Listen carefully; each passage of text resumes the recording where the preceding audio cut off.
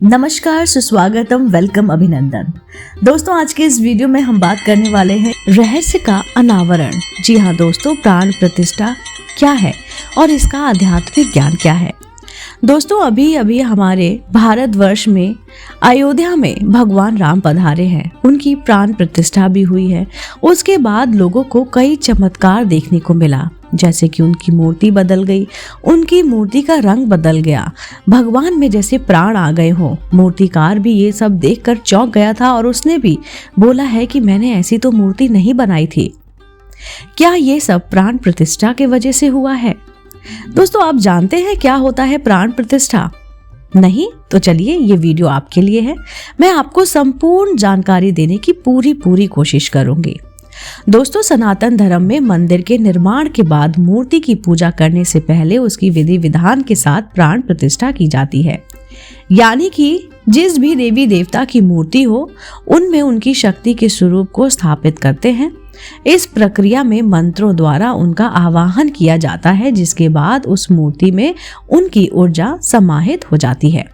हालांकि सदियों से चली आ रही इस परंपरा का विधान वेदों और पुराणों में भी लिखित है। बावजूद इसके प्राण प्रतिष्ठा को लेकर अक्सर कई सवाल उठते देखे गए हैं। हाल में जब रामलला की प्राण प्रतिष्ठा हुई तो कुछ नेताओं और तथा कथित बुद्धिजीवकों को ये सवाल उठा दिया गया कि अगर प्राण प्रतिष्ठा इतना ही है तो किसी मृत शरीर में प्राण क्यों नहीं डाला जा सकता।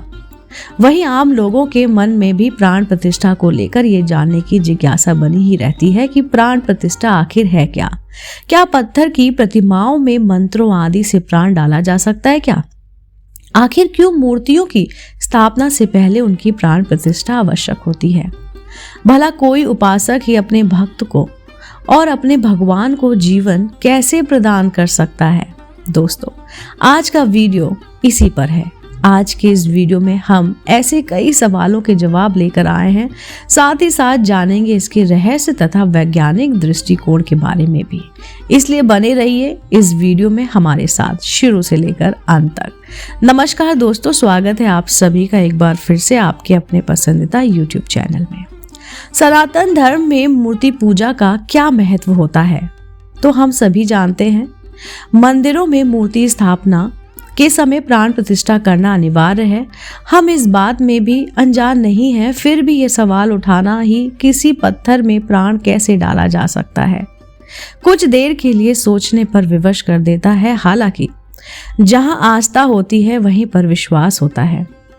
वहां पर इफ और बट का तो कोई काम ही नहीं होता है, इसकी कोई आवश्यकता नहीं होती है। तो फिर क्या इस सवाल का कोई जवाब है? एक सवाल क्या बेमानी है?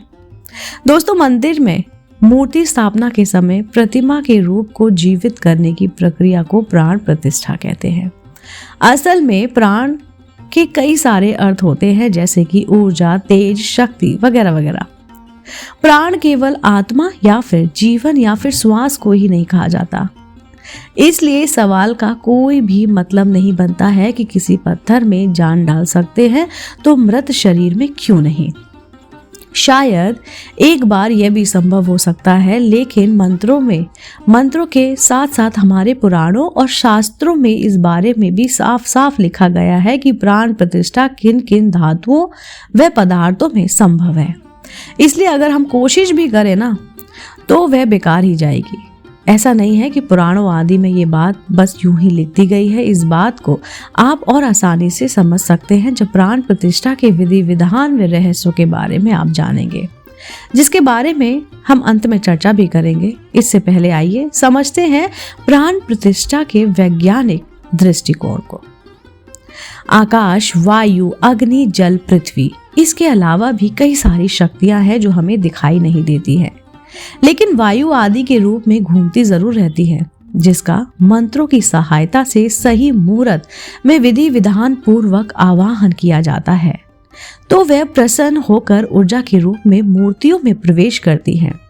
वास्तव में ये पूरी तरह से वैज्ञानिक प्रक्रिया ही है। हालांकि विज्ञान के अनुसार धार्मिक अनुष्ठानों और मंत्रों से किसी पत्थर में प्राण नहीं डाले जा सकते। लेकिन यहाँ समझने की बात यह है कि प्राण प्रतिष्ठा का अनुष्ठान पत्थर की प्रतिमाओं में जान डालने के लिए नहीं, बल्कि उन्हें जागृत या फिर ऊर्जावान करने के लिए किया जाता है। विद्वानों के द्वारा प्राण प्रतिष्ठा किए जाने वाले स्थान में वैदिक मंत्रों के साथ ही शंखों और घट आदि की ध्वनियों का नाद किया जाता है। यह बात तो विज्ञान भी मानता है कि इस ध्वनियों से वातावरण में जिस तरंगों का प्रभाव होता है उससे नकारात्मक ऊर्जा भी सकारात्मक यानी कि पॉजिटिव एनर्जी में बदल जाती है।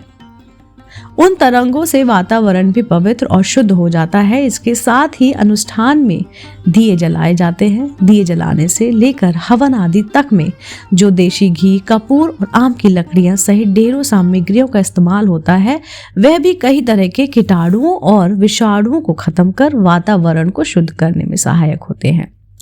इसके अलावा सनातन धर्म में मंत्रों का विकास होता है और मंत्रों का कितना महत्व है ये भी हम सभी जानते हैं। चाहे पूजा अनुष्ठान की बात हो या फिर चिकित्सा में, मंत्रों की शक्ति से कोई इनकार नहीं कर सकता।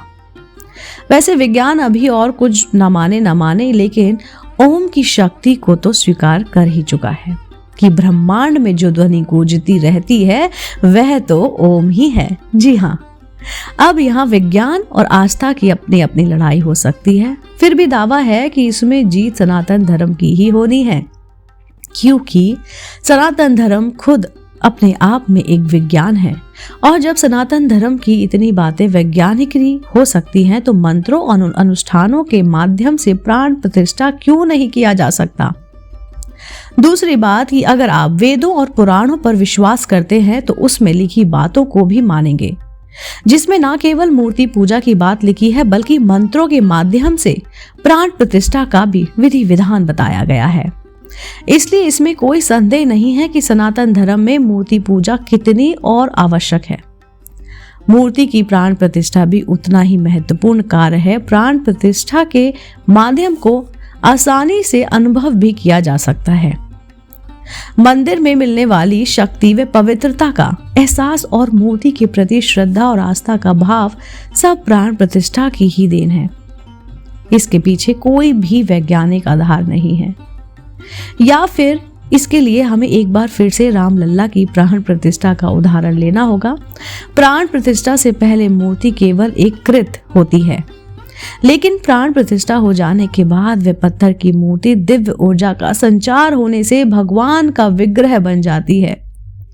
फिर वह मूर्ति केवल मूर्ति ही नहीं रह जाती, भगवान का अवतार स्वरूप मानी जाती है, जिसे विग्रह अवतार भी कहते हैं। इस तरह के चमत्कार की पुष्टि अयोध्या के श्री राम मंदिर में प्राण प्रतिष्ठा के लिए रामलला की प्रतिमा बनाने वाले मूर्तिकार अरुण योगीराज ने खुद की है। दरअसल जब प्राण प्रतिष्ठा के बाद योगीराज ने रामलला के दर्शन किए तो वे हैरान हो गए।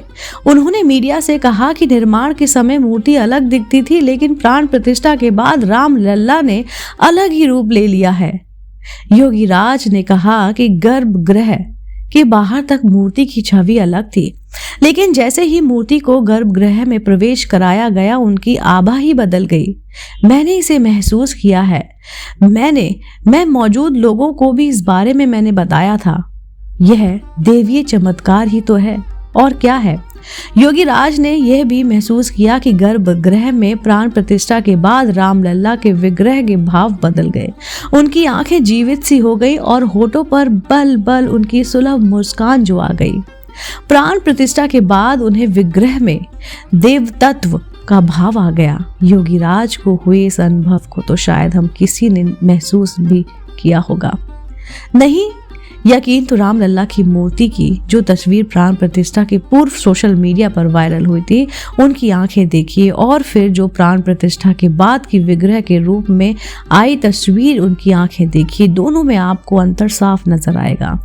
हालांकि योगीराज ने जो रामलला की मूर्ति बनाई उसमें पहले भी कोई कमी नहीं थी, बिल्कुल जीवित आंखें जैसे हमारी ओर देख रही हो, लेकिन प्राण प्रतिष्ठा के बाद वही आंखें जैसे बोलती सी नजर आ रही थी। तो क्या भगवान रामलला के विग्रह में हुआ ये बदलाव काफी नहीं है प्राण प्रतिष्ठा के विज्ञान को समझने के लिए?